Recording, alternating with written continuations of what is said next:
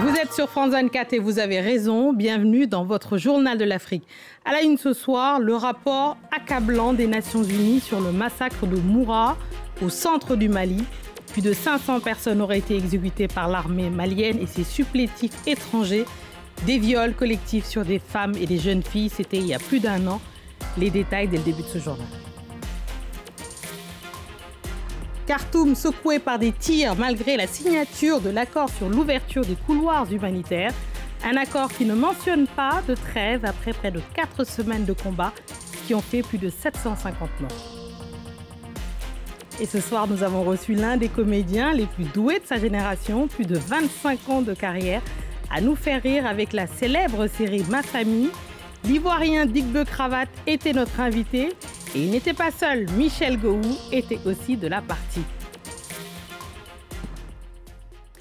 On ouvre ce journal par ce rapport accablant des Nations Unies sur le massacre de Moura en mars 2022.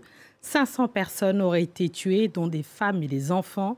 Des cas de viol et autres violences sexuelles sont également rapportés sur au moins 58 femmes et jeunes filles. Les responsables seraient des soldats maliens avec des supplétifs étrangers. Le rapport souligne la présence de mercenaires de Wagner. Rappel des faits avec Navia Makoufi. 7 mois d'enquête détaillés dans ce rapport d'une trentaine de pages.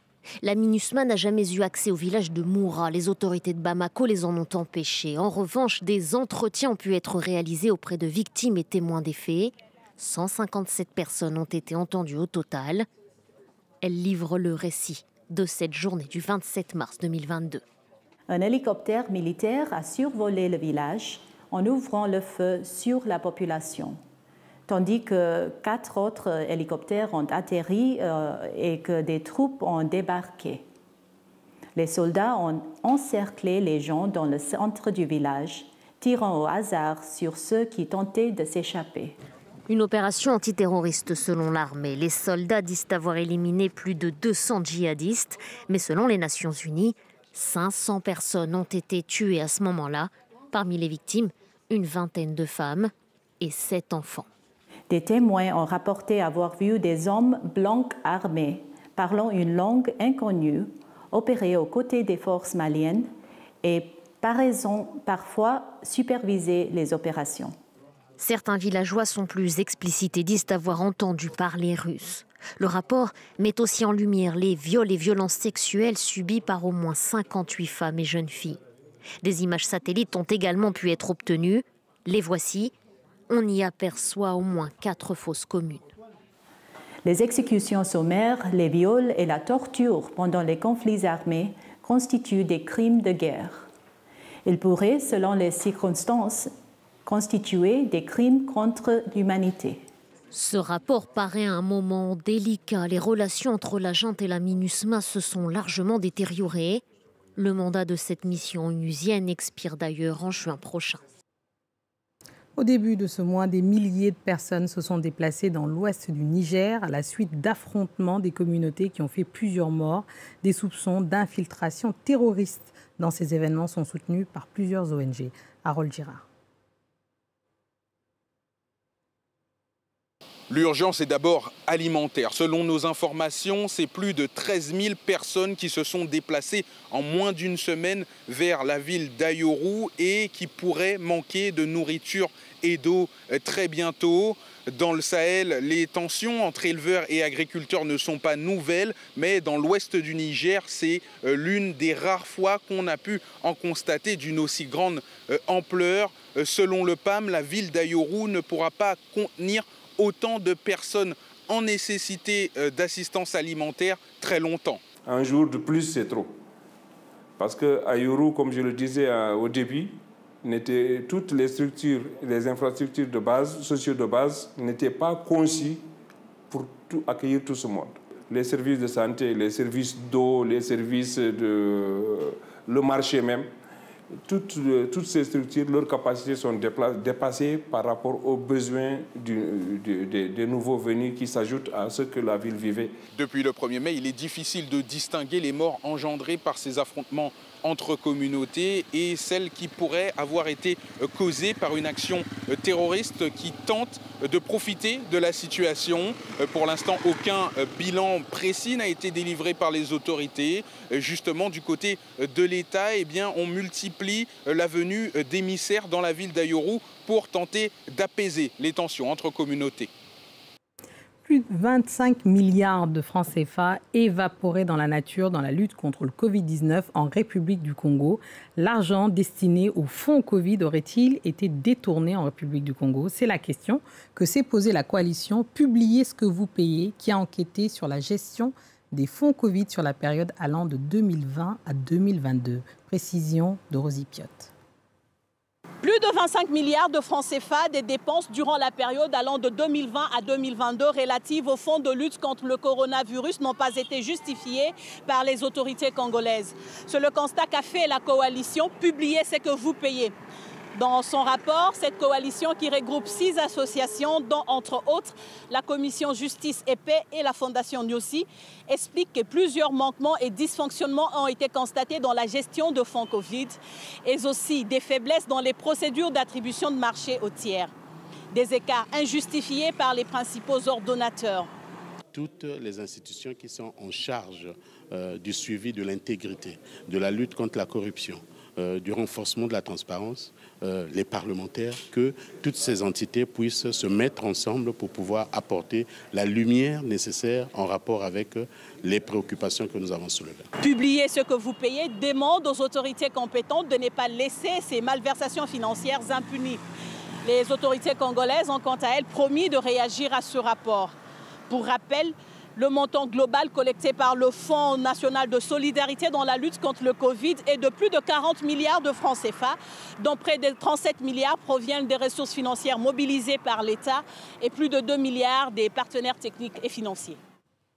On passe au Sénégal où il y a eu une première mobilisation pour la toute première plateforme, la nouvelle plateforme Force Vive F24 au Sénégal. Cette coalition d'une centaine de partis politiques et d'organisateurs de la société civile aurait donné rendez-vous à ses partisans place de la Nation à Dakar contre une 3e candidature du président Macky Sall. Le F24 est-il le nouveau M23, ce mouvement du 23 juin qui avait lutté en son temps contre un 3e mandat de l'ancien président Abdoulaye Wade. Plus de détails avec le reportage de nos correspondants Eliman Ndao, Sarah Sako et Aminatou Diallo. Ils se sont donné rendez-vous place de la Nation pour manifester pacifiquement avec un mot d'ordre principal, non à un 3e mandat de Macky Sall. Parmi les manifestants, de très nombreux partisans de l'opposant Ousmane Sonko, mais aussi des soutiens d'autres personnalités de l'opposition. On va se battre avec Macky Sall. On ira jusqu'à la fin. On va se battre avec lui. Donc il ne faut pas qu'il touche à Sonko. Vous savez, en 2011, tous les Sénégalais se sont retrouvés dans cette place-là pour se battre pour les principes de liberté, pour les principes de la démocratie. Macky Sall lui-même, qui est président de la République aujourd'hui, il était là avec les Sénégalais. À l'origine de la manifestation, les Forces Vives du Sénégal, F24, composées de plus de 150 organisations politiques, de la société civile et de personnalités indépendantes. La plateforme affiche plusieurs revendications. Puis au-delà de cette 3e candidature aussi, il s'agit de se battre pour que les dispositions du code électoral qui ont été changées par Macky Sall dans le but d'écarter des opposants politiques soient modifiées. Du côté de la coalition présidentielle, on répète que Macky Sall se prononcera en temps voulu. On ne peut pas accepter que des Sénégalais, quel que soit leur rang, puissent décider de qui sera candidat ou pas. C'est le rôle et la responsabilité du Conseil constitutionnel de valider les candidatures à partir de ce qui est prescrit par la loi. La plateforme F24 a déjà annoncé une autre manifestation la semaine prochaine. Des frappes aériennes et explosions ont secoué ce vendredi la capitale soudanaise et ses environs. Ceci après la signature d'un accord sur l'ouverture des couloirs pour permettre l'évacuation des civils soudanais des zones de combat et l'acheminement de l'aide humanitaire. Après 4 semaines de combats sanglants qui ont fait 750 morts, 5000 blessés, plus de 730 000 déplacés et quelques 200 000 réfugiés dans les pays voisins selon les Nations Unies. Les explications de notre correspondant dans la région, Bastien Renaud. Les soutiens rapides se sont engagés à respecter les principales règles humanitaires qu'ils ont signé. Ils affirment, je cite, « Les intérêts et le bien-être du peuple soudanais sont notre priorité. Nous affirmons notre détermination à protéger les civils en tout temps. » Alors concrètement, sur le terrain, qu'est-ce que cela signifie ? Eh bien, l'armée et les forces de soutien rapide promettent que les civils qui voudront échapper aux zones de combat pourront le faire en toute liberté. Ils promettent aussi que l'aide humanitaire pourra arriver dans les zones qui en ont le plus besoin, notamment à Khartoum ou dans la région du Darfour. Ils promettent qu'ils vont remettre en fonctionnement les centrales électriques qui ont été détruites, qu'ils vont permettre à l'eau d'arriver de nouveau vers Khartoum, puisque de nombreux quartiers, de nombreuses habitations n'ont plus accès à l'eau et à l'électricité depuis le début des combats, le 15 avril dernier. Et enfin, ils s'engagent à quitter les hôpitaux qu'ils occupent. Il faut savoir qu'à Khartoum, notamment, 70% des hôpitaux ont été détruits ou sont occupés par des militaires ou des membres des forces de soutien rapide. Les forces armées s'engagent à quitter ces lieux pour que les civils puissent de nouveau avoir accès aux hôpitaux. Mais peut-on leur faire confiance ? Beaucoup à Khartoum n'y croient plus. Il faut savoir que le Soudan adhère à la Convention de Genève depuis 1957, cette règle qui fixe les lois de la guerre, qui fixe la manière dont il faut se traiter les civils durant les guerres. Et jusqu'à présent, eh bien, l'armée et les forces de soutien rapide ne l'ont pas respecté. Alors pourquoi obéirait-il à un nouveau document signé à Djeddah ? À Khartoum, beaucoup n'y croient plus, beaucoup espèrent seulement un cessez-le-feu. Mais voilà, à l'heure actuelle, eh bien, il n'y a pas de cessez-le-feu prévu dans cet accord, seulement un accord vis-à-vis du fait qu'il faille encore se rencontrer pour pouvoir négocier un futur cessez-le-feu. Pourriez-vous vivre, travailler, entreprendre avec seulement 8 heures d'électricité par jour ? C'est le défi quotidien auquel font face de nombreux Centrafricains et Centrafricaines, mais aussi de nombreux Africains. Un défi énergétique entraînant des délestages dans les quartiers défavorisés de la capitale Bangui, ralentissant une croissance économique déjà à la peine. Reportage de Rolf Steve Domialeux et Mélino Bandio.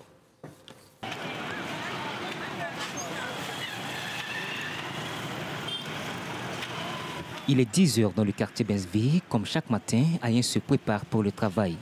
Depuis 2 ans, pour subvenir à ses besoins et ceux de sa famille, elle exerce l'activité de vendeuse d'eau glacée. Et pour préparer ses marchandises, elle n'a besoin que d'eau, de sachets plastiques et d'électricité pour les congeler. Mais depuis quelque temps, son activité professionnelle est menacée. Dans mon ancien quartier, j'avais l'électricité 24 heures sur 24 et mon commerce prospérait. Je produisais de l'eau glacée et des glaçons que mes enfants vendaient dans les rues. Mais ici, on n'a que 3 heures de courant par jour et parfois l'électricité ne vient même pas pendant 2, 3, voire 4 jours. Mes enfants vont être chassés de l'école et l'un d'eux est malade. Je ne sais pas comment faire pour l'amener à l'hôpital.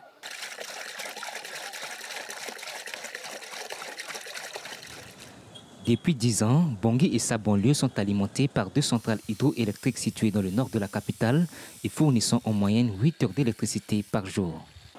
Auparavant, si nous avions l'électricité à 13 heures, il y avait une coupure à 21 heures. Le lendemain, nous étions connectés de 21 heures jusqu'à 13 heures. Mais ces derniers temps, le régime de délestage a changé. Dans les secteurs de 200 villages jusqu'à 36 villas où nous sommes, le courant est désormais stable.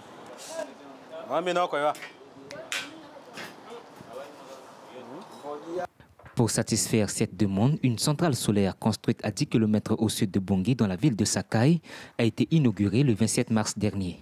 En République centrafricaine, on peut dire qu'on a environ 72 MW pour le moment. On a des projets, des mini-centrales hybrides à Beberati, Bombari, Bossombélé, Boire, qui sont en cours d'exécution. Et dans un futur proche, je peux dire dans les 3 prochains mois, on aura 2 centrales hybrides qui seront totalement opérationnelles.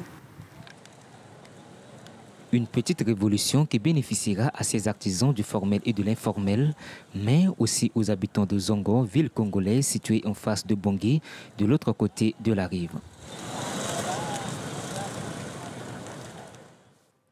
Allez, on passe à la page culturelle de ce journal et ce soir, on reçoit l'un des comédiens africains les plus doués de sa génération, l'un des plus drôles, l'Ivoirien Digbe Cravate, qui présente son spectacle à la gare de Gagnoa au Casino de Paris ce samedi 13 mai. Un show qui met en scène des personnages hauts en couleur dans une gare routière imaginaire. Merci, Digbe Cravate, d'être notre invité du Journal de l'Afrique. C'est un plaisir de vous recevoir. Ah, c'est un plaisir pour moi d'être là.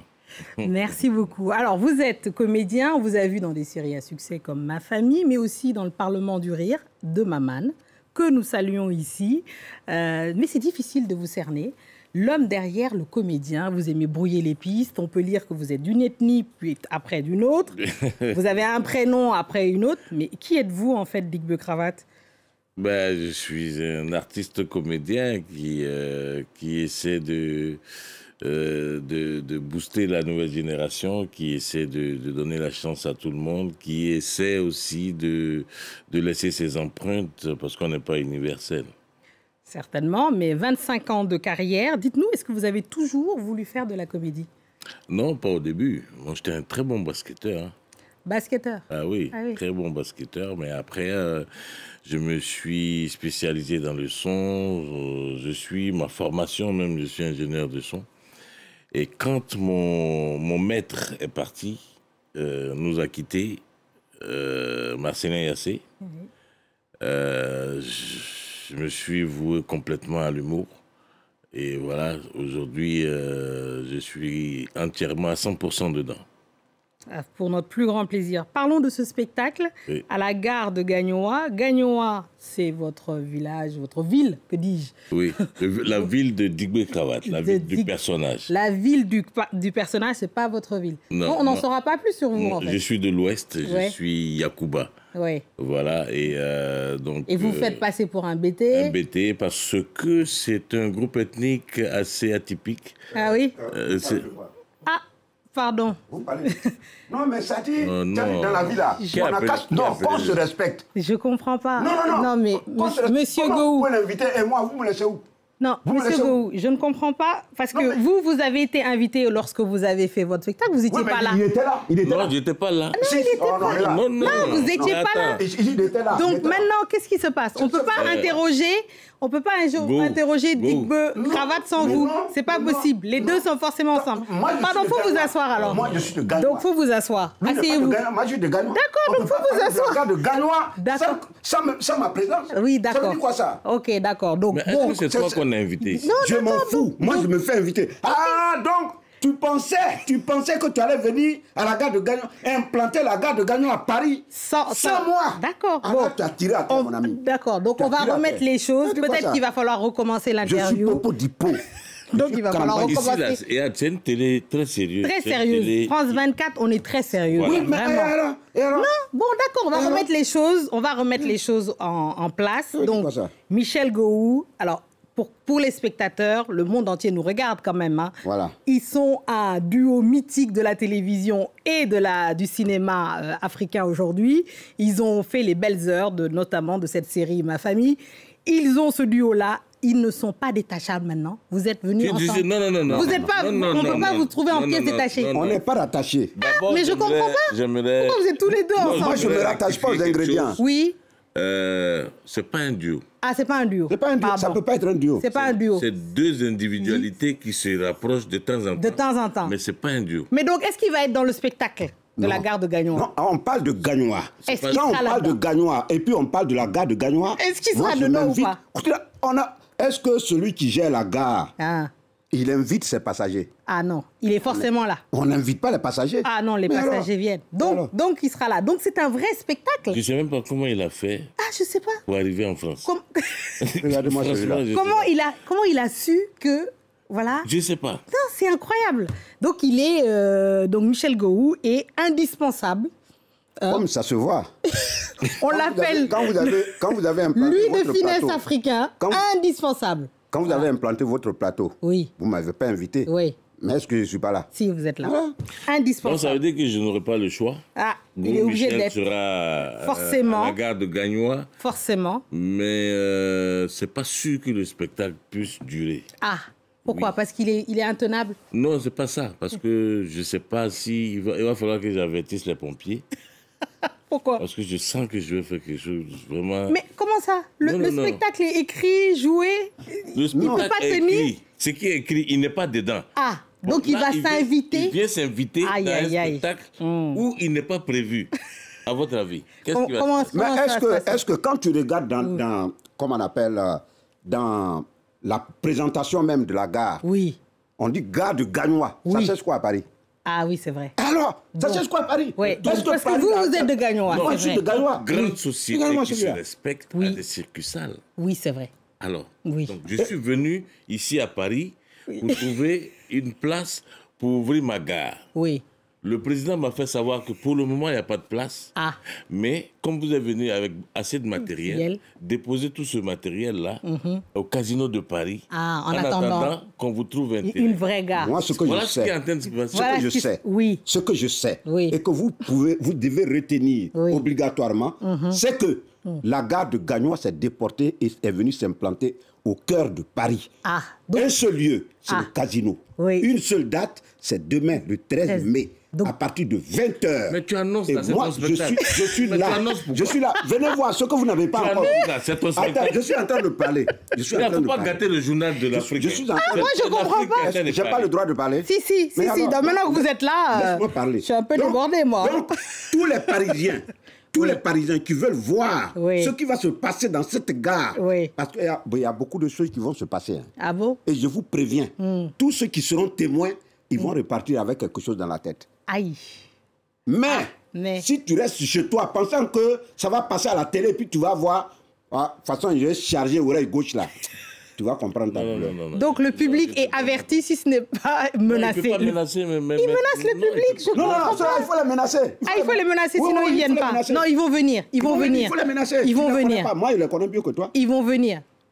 Non, mais ça va être exceptionnel, donc, ce spectacle. Moi, franchement, si je savais que lui, il allait arriver ici, si je savais qu'il était à Paris, on allait enregistrer des missions. Pour pas que ce soit en direct. Parce que le problème, c'est que là, maintenant que c'est en direct, c'est gâté.